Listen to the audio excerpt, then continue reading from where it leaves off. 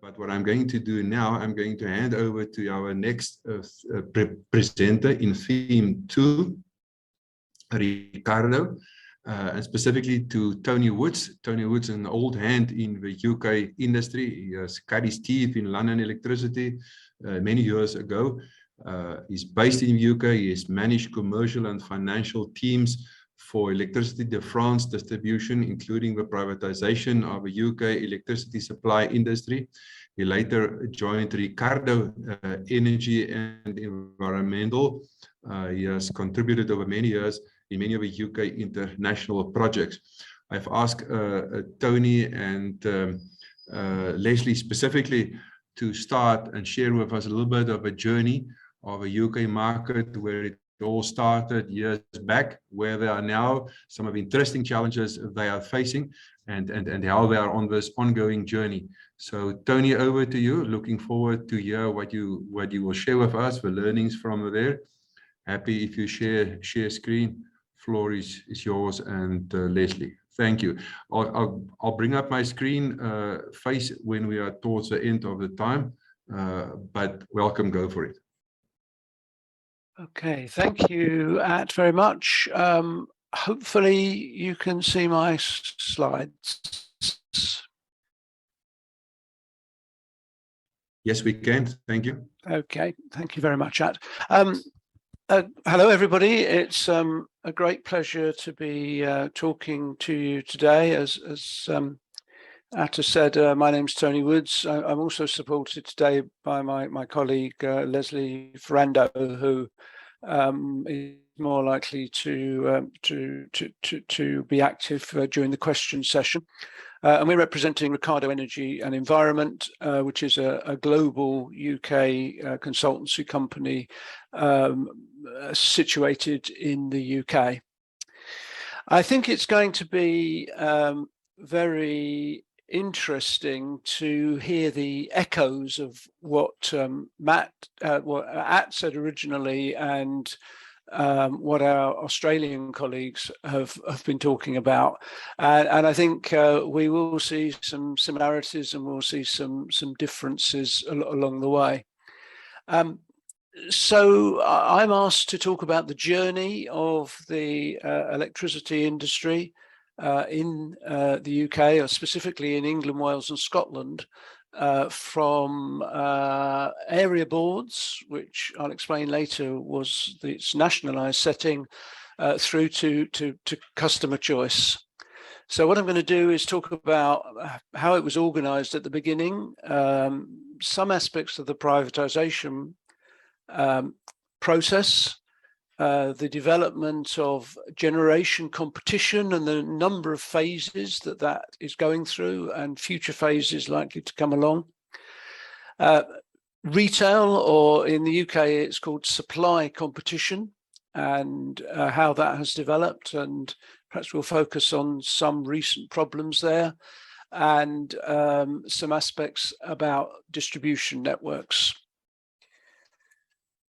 So starting, this is quite a challenge to try and do a 30-year story in around half an hour, because that's when the privatization process started, around 1990. Before that, the industry was wholly government owned. It was a monopoly. There was a very small amount of private generation in existence, which was almost exclusively for either standby or sometimes for own use. It was mature. The organizational structure had broadly been in place for about 40 years with very little change. There was no regulator at all. There was limited oversight from government departments. Tariff levels were driven by cash targets agreed with government, actually, because pretty much of the investment cycle, for certainly in the run-up to privatization, the industry was providing cash to government rather than the other way around. The generation fleet was dominated by coal and nuclear. There was some storage. There was some pump storage, particularly in North Wales. Little or no, I think in reality, no wind or solar. It's perception is the industry was regarded as inefficient and slow moving, and the voice of the customer was very limited, and although some consultation was required by law, the industry wasn't really considered to be customer responsive. The organisation, there was a small coordinating body called the Electricity Council, which interacted with government and did some industry coordination. Then there was a very large central electricity generating board, which was responsible for generation and transmission, which was 27 kV and above, bulk supplies of electricities to some very large customers like the railways and some chemical industry that existed at that time, and then selling electricity to area boards under a bulk supply tariff. In England, there were 12 area boards, and their responsibility was distribution, 132 kV and below, sales to customers, so metering, billing, people changing, moving homes, moving in and so on. So the whole customer interface responsibility. And they also had contracting businesses for wiring in homes and businesses, and ran a chain of shops selling, each of them ran a chain of shops selling electrical appliances, as well as places you could pay your bills. And the picture there is London Electricity, which is the one that I used to work for. In Scotland, there were 2 vertically integrated boards who did everything. So the organisation was slightly different. So this is a slightly old map which shows those area boards, and you can see that London was the smallest there, but actually a big city, so really quite high load densities and quite a lot of customers. The characteristics of the others varied a lot. Some like Norweb, it's not Norweb, that's northeastern there, were quite industrial, and southwestern down here was very rural. So although they were doing the same thing, the nature of them was very, very, very different. Well, then she's already had one name check today, so another one. Along came Margaret Thatcher in the late 1980s, and the UK government, which at that time was strongly in favour of privatisation for a number of industries, and that included the vast majority of the electricity supply industry. The expected benefits, I think, were efficiency improvements. I mentioned that the industry was regarded as inefficient, and I think that can be regarded as true.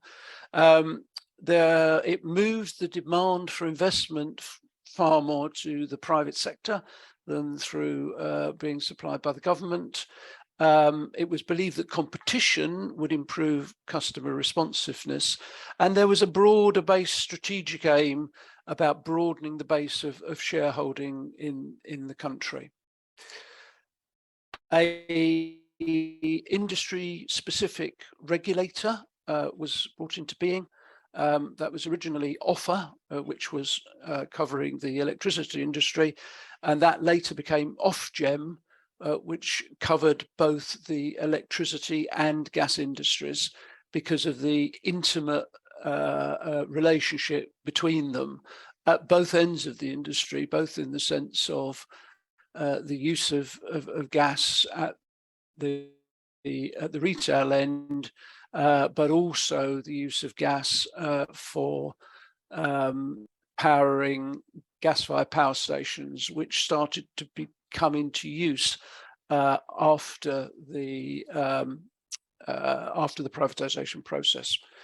With the new regulator came novel approaches to generation and retail competition and regulation, and they were developed and implemented. CGB, the privatisation process, broke it up into 4 parts.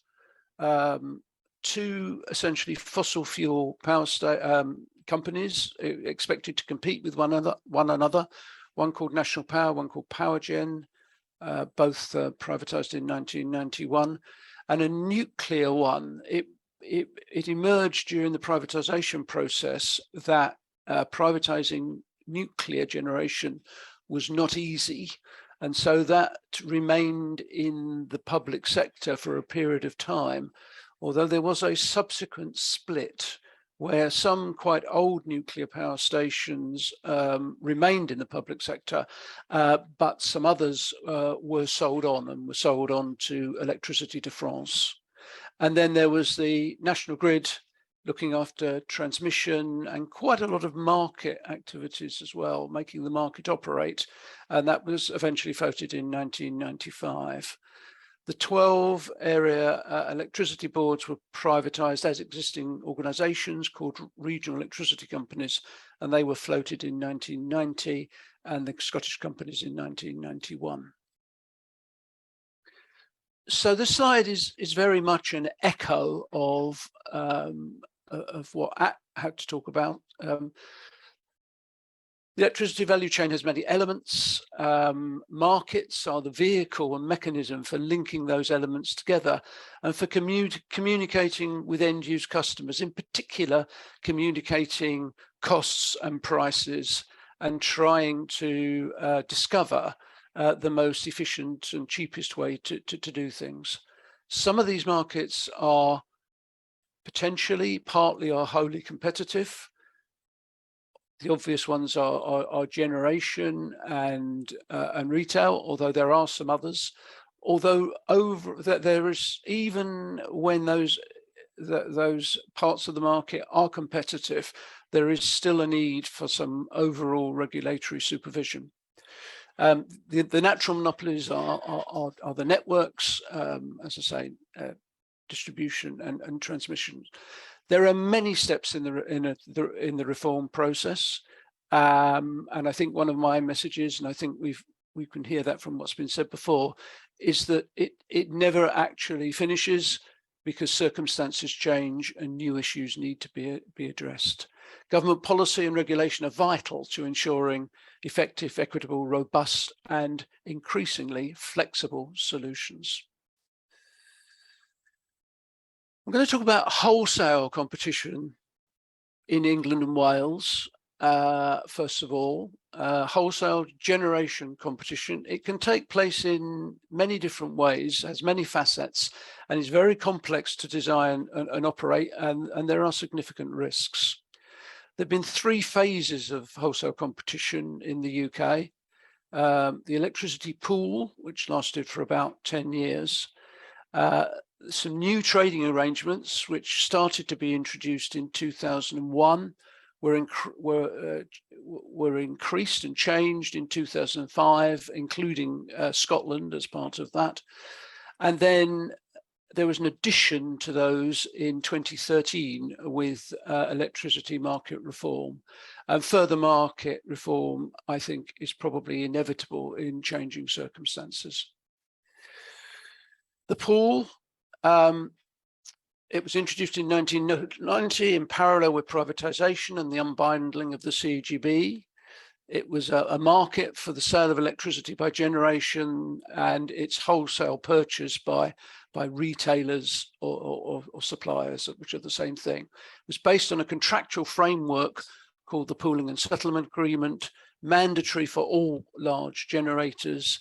It was managed, overseen by National Grid, seen as an independent party, so someone who would not have bias between generators or suppliers.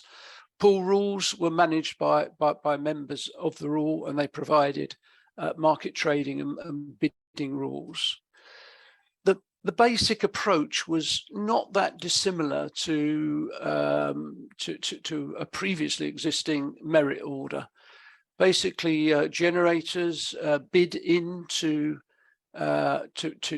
be dispatched at various times at various prices, and the system operator basically queued those up from the cheapest to the most expensive, depending on the amount of the demand that was necessary, and subject to any technical constraints that might be around.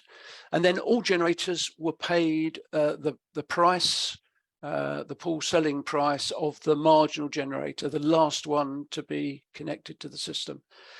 Retailers bought power out of the pool, all at the same price for the particular period concerned. Prices varied for every half-hour period in the day. Pool prices could be very volatile, and to manage the risks of that volatility, then there were hedging contracts also put into place called contracts for differences, and there are also some other hedging approaches. That was replaced in 2005. Why was that? Well, I think there are a number of reasons for it. First of all, there were originally only 2 generators, and that didn't really give enough liquidity to the market for it to operate properly. There was a lot of residual market power. The generators were encouraged, forced to divest some generation, so some more players entered the market. But even after that, there was still a feeling that there was that the role of the purchaser, the power of the purchaser, was diluted in the pooling arrangements. So NITA and subsequently BETA, the 2 names of the revised approaches were introduced, and there were a range of different markets that were introduced. I think the key difference was that there was the introduction of bilateral trading directly between generators and retailers, and there were different markets dealing with a forward market, a day-ahead market, a within-day market, and then after that there was a need for balancing it all out, based on a contractual framework, and quite a lot of other differences if you with the pool if you look at it in detail. Introduced to run in parallel with BETA was the electricity market reform in 2013. It had a number of mechanisms, but there are 2 which are of particular importance to electricity. One is it introduced a capacity market. Basically, there was a fear that there was insufficient incentive to ensure that there would be sufficient capacity available as time went on. So this was a capacity market. It's still a competitive market. It was based on a series of auctions for delivery in 4 years' time, and sometimes in 1 year's time. Part of it could allow existing generation, which might otherwise have been closed, to be kept in existence. So that market has developed and still runs.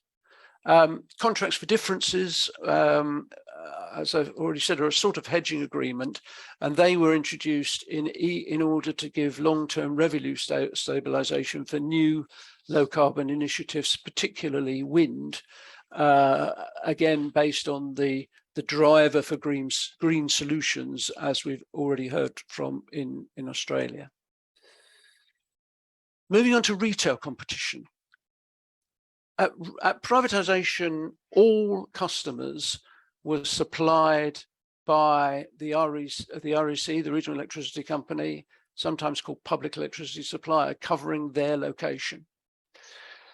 The legal and regulatory framework introduced in 1990 allowed what were called second-tier suppliers to compete for certain contestable customers. These licensed second-tier suppliers initially were other RECs operating outside of their service territory. So, for example, I could be sitting in London looking after customers there, and I could suddenly find that someone from Eastern Electricity has become the supplier for one of the customers in London. So it could be RECs, and also those generators I talked about earlier, National Power, Power Gen, and to a lesser extent nuclear electric. They also obtained second-tier suppliers and became very active competitors, particularly National Power, in trying to supply retail customers. there was a very large investment in new IT systems and business processes to make this all work. Obviously, you've got to know at any point in time who's supplying which customer, how does the meter, a lot of metering was changed, for example, and a lot of systems, registration systems, pooling settlement systems, billing systems had to be constructed and put into place. Later on, as more customers became contestable, and I'll explain that in a minute, then many new suppliers entered the market. Some were large entities such as British Gas, which was a former nationalised industry, nationalised before electricity in the UK. Supermarket chains, two big chains in the UK and in some internationally, Sainsbury's and Tesco's, they started energy businesses. And later, oil industry giants have become significant. Shell in particular is advertising strongly on the TV as we speak today. Others were new startup. Over time, there's been withdrawals from the market as well as a significant number of business failures. And I'll touch again on that in a few minutes. So to reduce risks, there's a big case for a phased introduction of retail competition. In England, Wales and Scotland, this was done by, first of all, opening up those customer sites with a maximum demand of 1 megawatt or more. And I want to emphasize that's an individual site, same geographical area. It doesn't mean a chain of supermarkets with 50 shops around the country or anything like that. It's very much based on a site. And that represented about 30% of the retail market, around 5,000 sites. Contestable from 1990, and it really covered things like large office blocks and factories and items like that. 4 years later, in 1994, smaller customers, those with a maximum demand of 100 kilowatts or more, entered the market. So reasonable sized supermarkets, smaller factories, smaller commercial units. And that represented about 15% of the retail market, around 45,000 sites. And then finally, over a slightly phased period across 1998 and 1999, everybody can choose their supplier. I can choose my supplier in my home. And that represented about 55% of the market, the remains of the market, but it represented many millions, something around 26 million individual sites. So a very significant organization and practical challenge. By the year 2000, all regulatory price controls in retail markets had been abolished for end-use customers, domestic, industrial and commercial. Obviously, price controls for the monopoly markets of transmission and distribution were still in place. However, in 2019, an energy price cap was introduced where Ofgem set the maximum price that energy companies can charge domestic residential customers per kilowatt of gas and electricity. And that followed a period of price increases and a fear that some people who did not participate in the market were being biased against. And I'll come back to that in a few moments. In 2000, the Utilities Act required the regional electricity companies to separate the networks, the wires and networks part of their activities from the retail parts, by putting them into separate legal entities, separate companies, and operating them substantially independently. This was called business separation at the time. So that was the same at looking at a Munich in South Africa and saying, right, the network part, the development and running of the network goes into one company, and the buying and selling of electricity to the buying from from generation, and the selling to end use customers goes into a different company. There was no requirement for those companies to have separate ultimate ownership, but I will show you in a minute what has happened in the interim.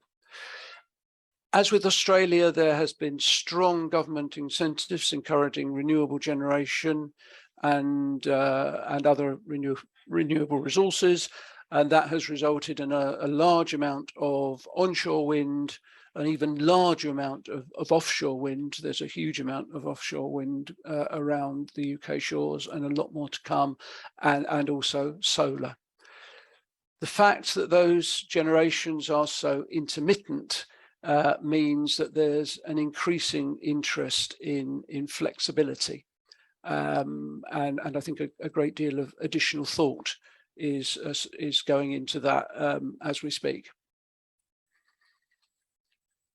So what has happened? How has retail competition developed? Well, this slide shows the number of suppliers supplying electricity to domestic customers in England, Wales and Scotland. It is a mixture of electricity and gas, but most people sell both gas and electricity. And it goes back quite a long way, back to 2004. And it shows that number peaking at about 70 in about 2018. But since then, the number has been declining because of some consolidation and because of the financial pressures on some of the suppliers.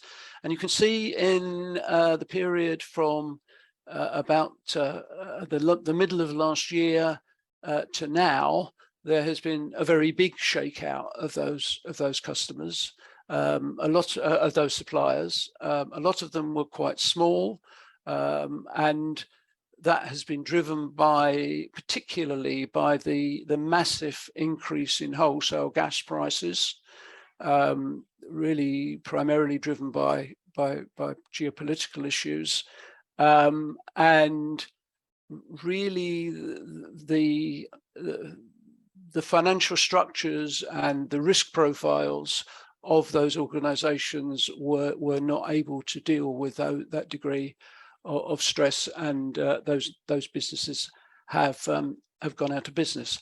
There is a elaborate supplier of last resort process in the UK. So when a supplier goes out of business, then there is a process by which the supply is transferred to another supplier. This shows domestic market shares. So the top one here, is British Gas. So British Gas was not even in the electricity market in 1990 and has been the biggest supplier for some time. Almost none of those names down here are names that you saw in the original list of area boards. Scottish Power, as one of the integrated companies, is still around and is still active. Scottish and Southern, SAIEE, was another one, and that was that one. But you can see what happens there. All of a sudden, it completely goes in 2020. And that's because it sold its retail business to a new entrant called OVO, which is the brown one, which has now jumped up to there. So a lot of change, a lot of variation, a lot of corporate business. The other one I want to point out is this grey one here, which is quite a large number of small suppliers. And again, driven by the point I was talking about, the financial stress in the market, the amount of market share that they've got has rapidly reduced. How much interest is it in the market? This shows the number of customers, again, domestic customers, who are changing supplier. The top one here is electricity. It has been around, and it's been extremely stable, really. It's been around 250,000 a month, around 5 million a year, 5 to 6 million a year, and that's in a market of around somewhere between 25 and 30 million. Now, that doesn't mean to say that all the rest are not participating, because many people will have multi-year contracts, and many people will will make a choice to stay with their own supply, with the supply that they were currently on. However, as I said before, there is an element of the market which has not participated right the way back to original privatization. So that element of the market has not been involved. The other thing to point out from this is that again, market competition has been deeply affected by gas prices. It's now very hard to get a contract with any supplier, and more and more customers are being supplied at the energy cap that we talked about before. The energy cap is not meant to protect customers forever. It was basically updated by Ofgem every 6 months. So it's been updated once or maybe twice since these very high gas prices started to appear, and there have been very significant increases, and more increases are expected in the future.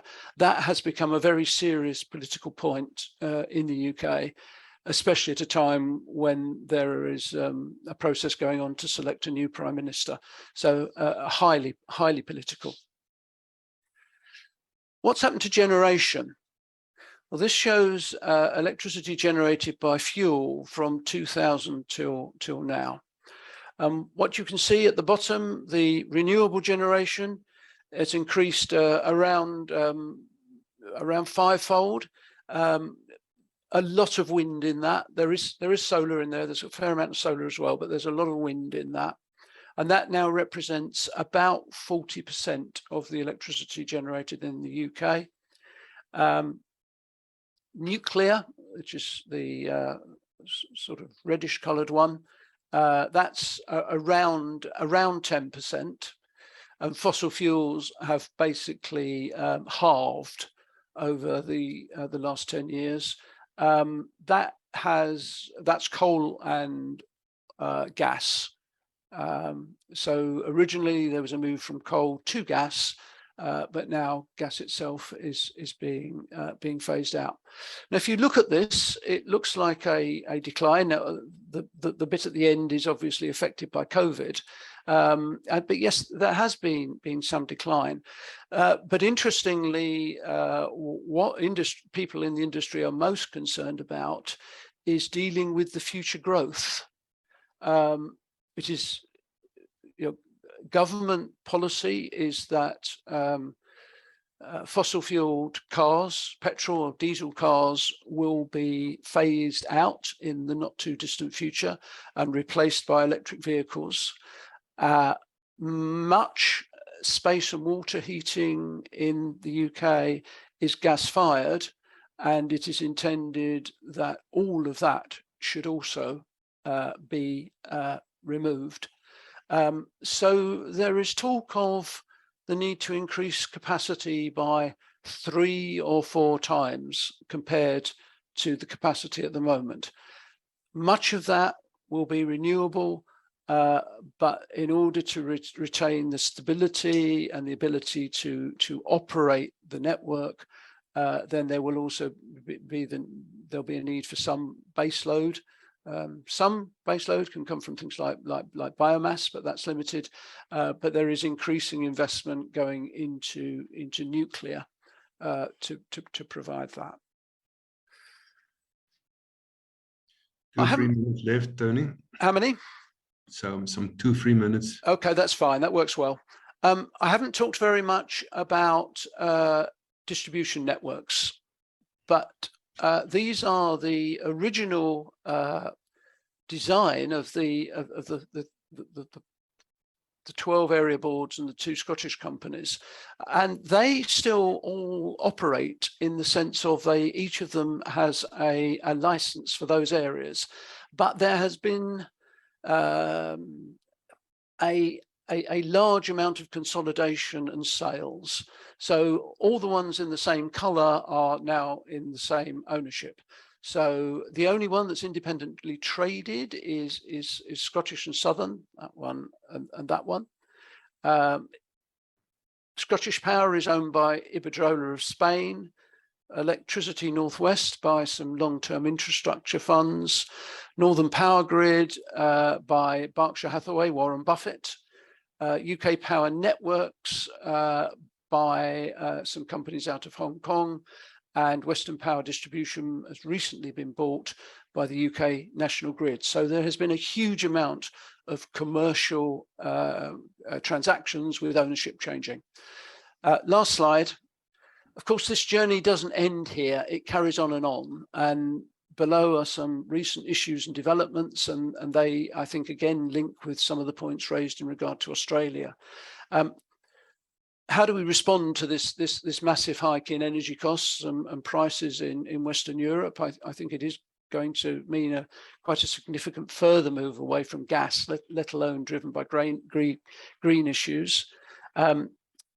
Interestingly, the system operator function has recently been removed from the privately owned National Grid and is being set up as a new wholly owned government company, and that's to deal with bias issues and its central role in running the network.